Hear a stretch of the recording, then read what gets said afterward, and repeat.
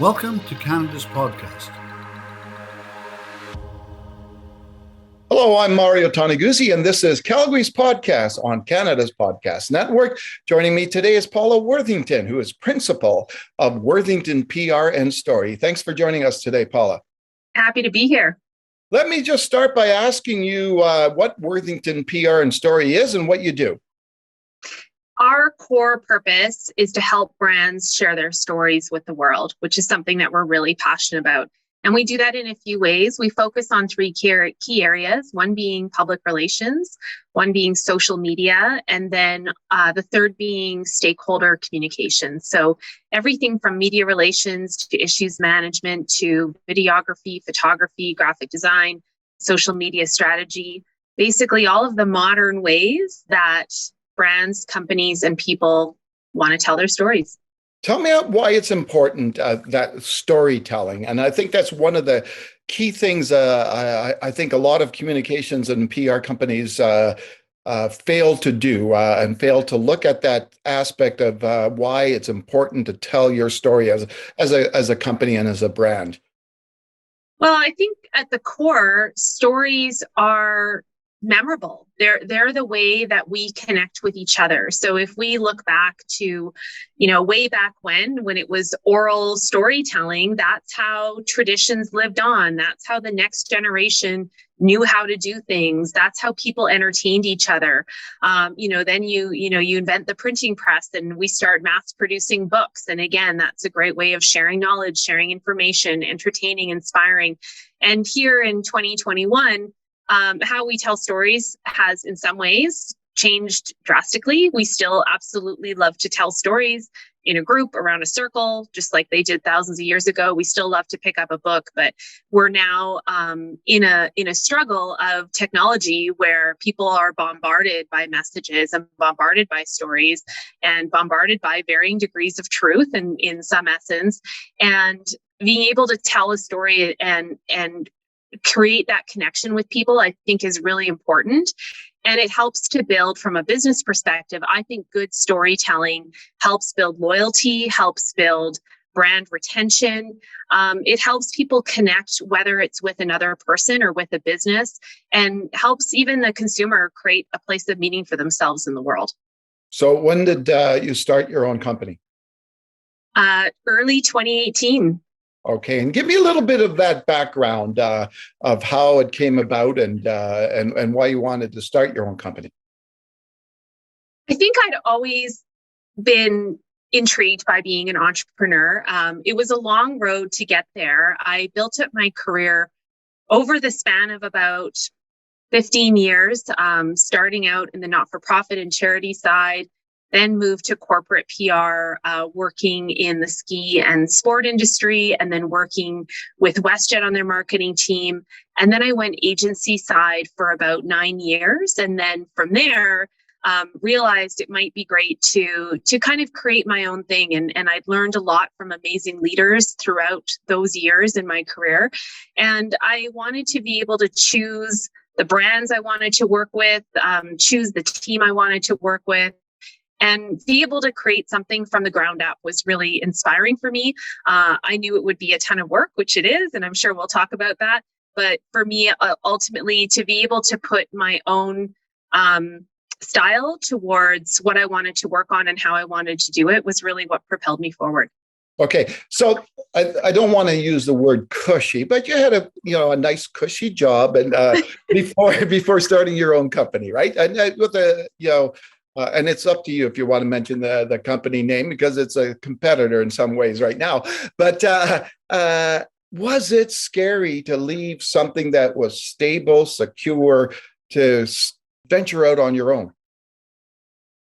I think that, and I'll kind of start by saying that I worked with two agencies, Brookline PR and North Strategic, which are amazing agencies, and I learned a ton from both of them. And it was a great part of that career journey. And Absolutely. When you decide to go on your own, it is scary. And I think one of the big things, which was probably more in hindsight, which is a lesson that I've learned as an entrepreneur, is that if you're going to go, you have to go all in. You can't just dip your toe in the water and call yourself a swimmer. You have to take the plunge. And I think I was prepared and willing to do that, but I didn't really let that consume my thoughts at the time. I just, I live on my own. I pay my own mortgage. So failure wasn't an option for me. It was simply, I'm ready, it's time. And I'm not by nature, I would say I'm not a huge risk taker. I'm not a, throw all my bets on the table. So I plan, I figure out what I need to do. I think about what my dream scenario would look like. And then just one foot in front of the other, I plug away and I just move forward towards it. So for sure, there is that trepidation and leaving maybe what's comfortable. But I've never really settled for being in a comfortable state. And I've always tried to push myself towards doing something new and different and taking what I'd learned and hopefully what I'd contributed in my career prior to that, I think really helped set me up for success to go out on my own. Let me, we're going to talk a little bit about being an entrepreneur in a little while, but I just wanted to get a little bit of background from you, Paula. Are you from born and raised Calgary or somewhere else? Born and raised in Calgary. Yeah, I started my career. I moved to Toronto for 4 years after university to work for an amazing organization called Enactus. But ultimately, I think I'm a mountain girl at heart and love the city. I love how people do business in Calgary. I think it's such a warm community. And so after 4 years, and I've traveled a ton, and I'm sure we'll talk about that too, but Calgary's been home. So tell me just a little bit about, in terms of that background of what got you into this whole industry and field? What was the attraction for you? I've always been drawn towards marketing and PR and communications. When we were kids growing up in our family, we were always reading books. My dad is a retired English teacher. My mom is a calligraphy artist. So words and language have always been part of my DNA, I think. And so, reading was always really important. Writing was always really important. I realized that I really enjoyed it. Whether when I was younger, keeping a journal, and then as I went into my 20s, I started dabbling a little bit with travel writing as a passion hobby, which I still do. Will hopefully do more of in the coming years with the pandemic, hopefully behind us soon. But ultimately, I think I knew that I liked the business side of for example, an agency and working in PR and running the numbers and operational aspect of it. But I really loved the creative approach too of communications and language. So it was really the best of both worlds. I was the university student that would run from her accounting class to her art history class and love them both. So I definitely wanted something that had the business side, but also could lend itself to a lot of imagination and creativity. Okay, I have to ask this question because being a journalist myself, I see it all the time, right? But why is 95% of the industry female? I have no idea. It's odd to me. That's a really good question. I don't, it's funny. People point that out to me. I don't really dwell on it. Yeah. I really have no idea. I really think that there should be amazing equality in any industry, whether it right now favors men or right now favors women. I would encourage more men to join the field. And I have no idea why that's the case, but it is currently very heavily dominated by women. Yeah. Let's talk a little bit about being an entrepreneur. First of all, what's your favorite thing about being an entrepreneur? Top of the list, I love what I do. I think that I really enjoy, respect, appreciate the clients we work with and our team that we have.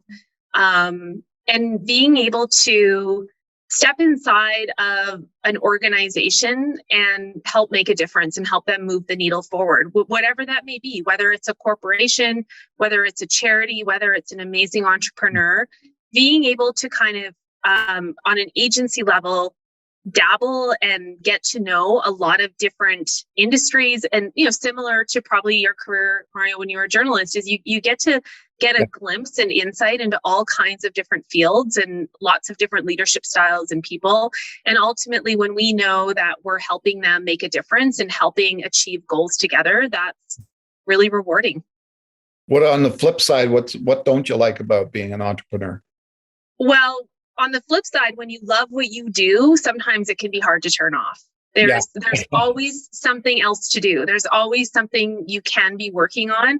The list, the inbox is never at zero, and that's a great thing. It means your business is doing well, and the list is never completely crossed off. There's always something that can be done. So I think it is finding that balance between loving what you do, but also knowing that sometimes you have to just say, okay, enough for today.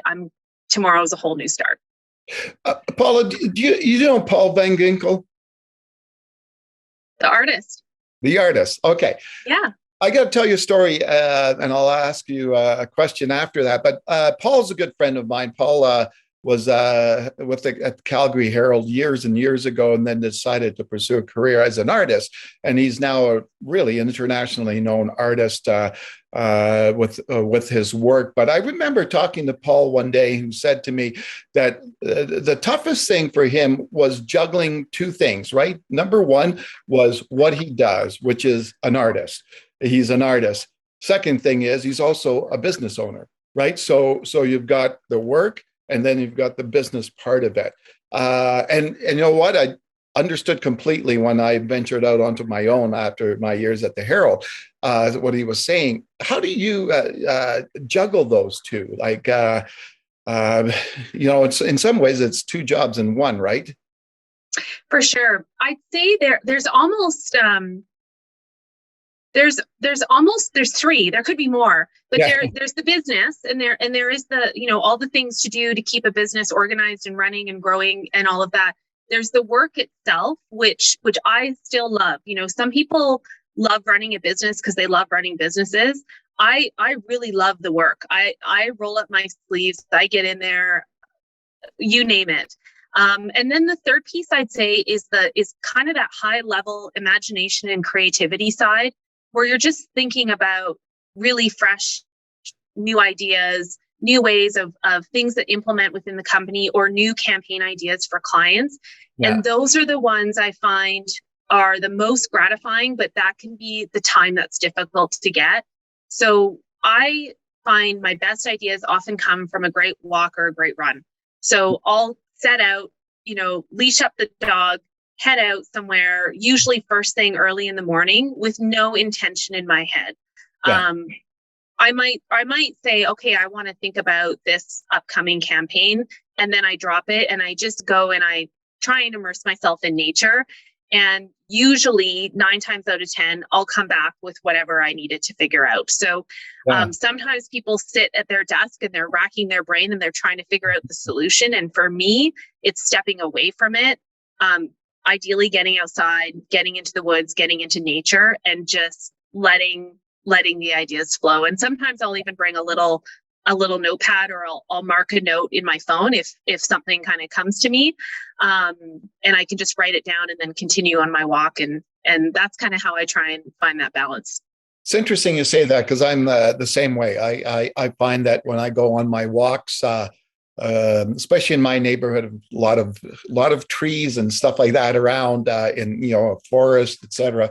And it does, things just pop into your head. It's kind of funny because I have a business partner in one of my ventures, and I often come back from a walk saying, "Okay, so I'm gone on my walk, and here are all my thoughts that I just had," right? And it's great. It's great to do that. So when you look at being a business owner in Calgary, and I emphasize in Calgary, what are the benefits of being a small business owner in this city? Oh, I think there's a ton of benefits. I think that ultimately, as the city has grown to be over 1 million people, I think the business community is still relatively small, and people tend to be pretty well connected. And what I think is really unique to Calgary is that when you're doing business, if you build great relationships and you do great work, people are so willing to recommend you to other people or connect you to somebody else. And I feel like it is a really good connecting type of city, where people really encourage each other. They help each other out. I think it's maybe, goes back to a lot of, roots in Calgary. We have a lot of people that, have either been here for a long time, or we have a lot of newcomers too. And that willingness to show compassion and help each other out, that kind of idea through thick and thin, I think really is still a strong part of our business culture here. It's a city I know well. I mean, having grown up here, I know how to navigate who's who and what industries thrive and what the opportunities are. But I really think it comes down to really great people in our city.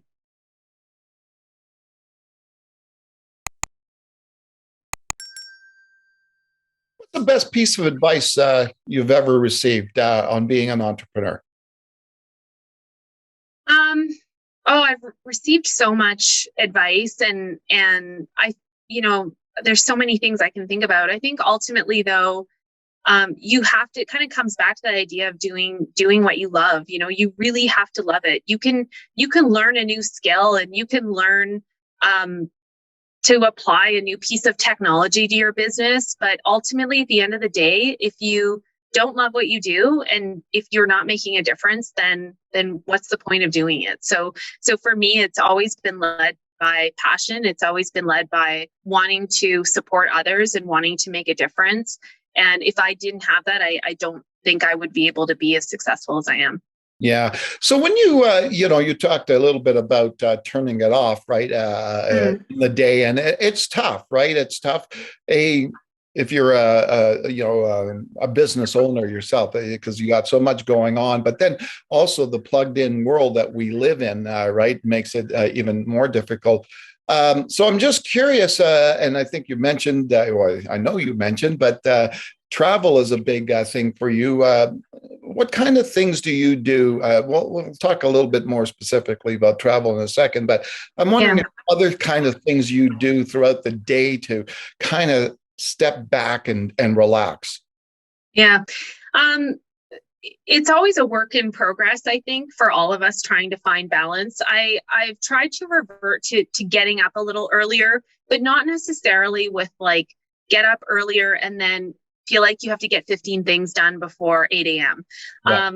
I've made a commitment to try to get up earlier, but enjoy a bit of a slower morning. So going on a little bit of that extra long walk, maybe setting aside and getting a couple of things done on a personal to-do list before that 8 a.m. mark, and, enjoying a great cup of coffee, catching up a bit on the news. And it's kind of that saying about, when someone gets told they should meditate for 10 minutes and the person says, no, I don't have time for that. And then the wise person says, well, then that means you should meditate for an hour. Yeah. So I find for me is just having a little bit of that longer, slower start to my day and accomplishing a few key things and really setting my intentions for the day just eases me into being the boss I want to be and the business owner I want to be. Having a dog is great because, again, they need exercise and no matter what the weather is doing outside, you're getting out there. And I think there's something really, from a physical activity perspective, but also mentally, just getting outside first thing in the morning, and makes me really appreciate the seasons, makes me appreciate the changes in weather. And knowing that, you can get out there no matter what's happening outside. And that really sets me up well. I try and make physical health a priority. So, scheduling in trips to the gym, scheduling in yoga classes, scheduling in a ski day in the mountains, scheduling in a hike, because if a meeting can take precedence, why can't my own health also take precedence? So that's often usually in the evening. I do that kind of thing. I'm always trying to be reading a book, something that ignites my soul, whether it's a great novel or a biography or a piece of nonfiction, and knowing, being mindful of where you're spending your time. I think that, time when you are relaxing, if you're mindful about it, can be really relaxing. I try and try and not waste time. I try not to, just aimlessly scroll social media for ages on end, and just being mindful of being productive when I'm working, and being mindful of resting or doing the other things that fill my cup when I do have that time. All right. Now, you've talked about loving what you do, and I know one of your passions is travel. Where did that come from? Where did that passion for travel initiate?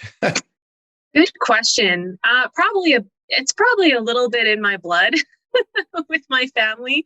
We have family all over the world, so it probably has a little bit of a gypsy soul element to it.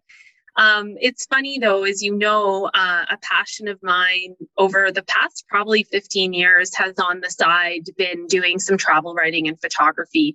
I really love visiting off the beaten path destinations.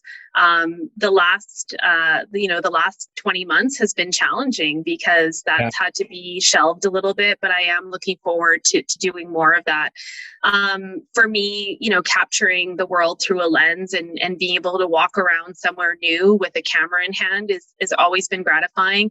And I think it's the curiosity element too of discovering a new place. I like getting myself out of my comfort zone. I like new experiences. For me, some people can find travel quite stressful and draining. And for me, it's very energizing. So meeting new people or trying to pick up words in a new language, trying new food, seeing new places, trying to figure out the fabric of a city in a place that's completely foreign to me, that to me is very energizing. I know some people would be like that. No, that's not what I want. I want comfort. And I really do relish the uncomfortable. When I was in my teens and early 20s, I did do quite a bit of backpacking. And it's funny because I would, back in that day, you didn't have your iPad with you. You every probably 2 weeks would seek out an internet cafe. And you'd go and sit down, and I was really good about keeping a travel journal. And I'd sit down, find the internet cafe. You pay your $2 an hour or whatever, and it would be really slow Wi-Fi. And you would write a message home to be like, I'm still alive and everything is well. And you would check in every week or two, and that's how it went.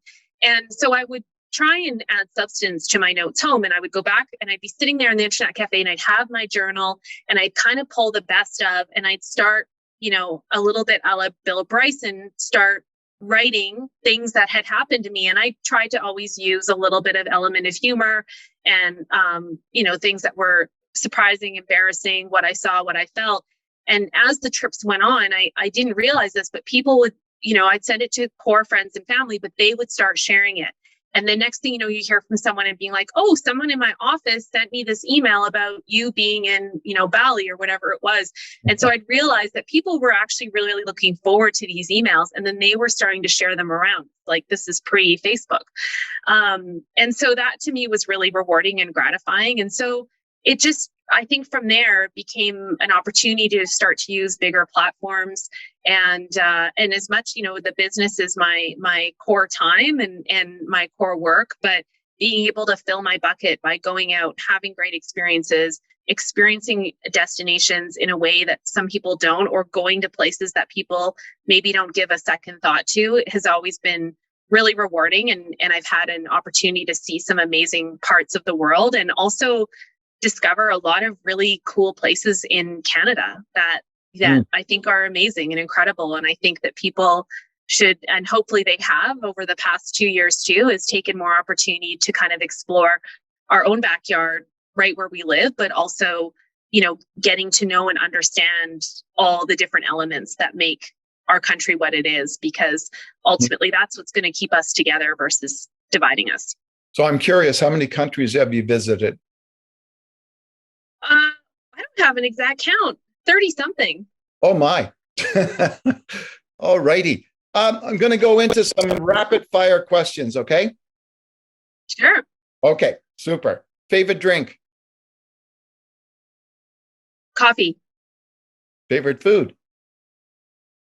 Pizza. Okay. Favorite movie? Ooh. Ferris Bueller's Day Off. Oh, really? Favorite book? The Alchemist by Paulo Coelho. Interesting. Okay. Favorite vacation spot? Oh man, anywhere right now. I love Ireland. Okay, super. And favorite journalist? Oh, Mario Toneguzzi. I'm glad you said that. Well, that was super, Paula. I really appreciate your time and help in this. Just one last thing. If you were having some parting words for entrepreneurs out there and for perhaps would-be entrepreneurs, what would you tell them? I would say make sure you have an amazing team around you. Both, whether it's your own team that's working on the business, but also a great team outside the business. I have lots of amazing mentors, friends, family members, other business owners, service providers like accountants and bookkeepers. And they all believe in me and in what I'm doing and help create a great environment. So lean on them when you have to. Know your own strengths and work on those. Also know your weaknesses and work on those too. And know what you're good at. I sometimes get in trouble for saying this, but people say, "Oh, follow your dreams. You can do anything." I don't think everyone can do everything. Yeah. I think you have to know what you're good at and know what you're interested in and passionate about. And then you can work towards success. But, surround yourself with great people. Keep putting one foot in front of the other and do what you love. All right. Super. Thanks for joining us today, Paula. Thank you. All right. That was Paula Worthington, who is principal of Worthington PR and Story. I'm Mario Toneguzzi, and this has been Calgary's podcast on Canada's Podcast Network. Thanks for joining us today.